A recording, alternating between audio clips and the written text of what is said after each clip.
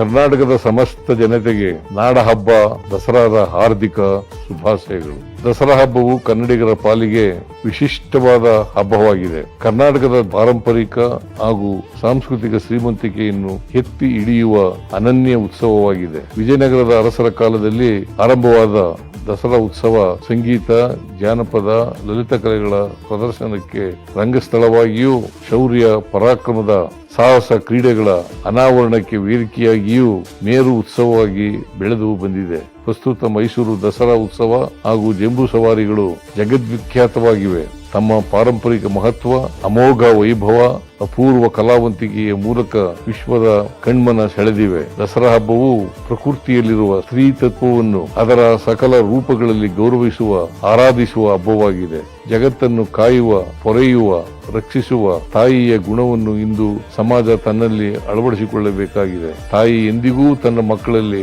ಭೇದ ಎಣಿಸುವುದಿಲ್ಲ, ಕೆಡುಕಿನಿಂದ ಕಾಪಾಡುವಲ್ಲಿ ವಿಮುಖರಾಗುವುದಿಲ್ಲ.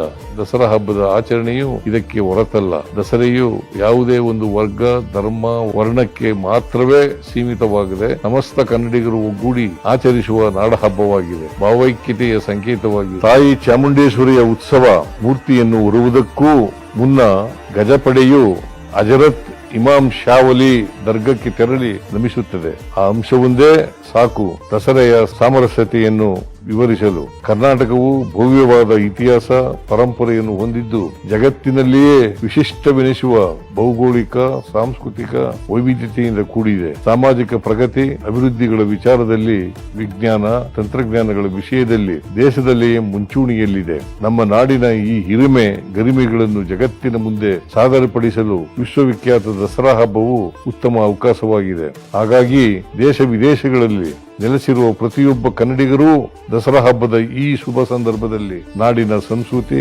ಪರಂಪರೆ, ಪ್ರಗತಿಯ ಹೆಮ್ಮೆಯ ರಾಯಭಾರಿಗಳಾಗಿ ಕರ್ನಾಟಕದ ಕಂಪನ್ನು ಜಗತ್ತಿನೆಲ್ಲೆಡೆ ಪಸರಿಸಬೇಕೆಂದು ಕೋರುತ್ತೇನೆ. ಮತ್ತೊಮ್ಮೆ ಎಲ್ಲರಿಗೂ ದಸರಾ ಹಬ್ಬದ ಹಾರ್ದಿಕ ಶುಭಾಶಯಗಳು.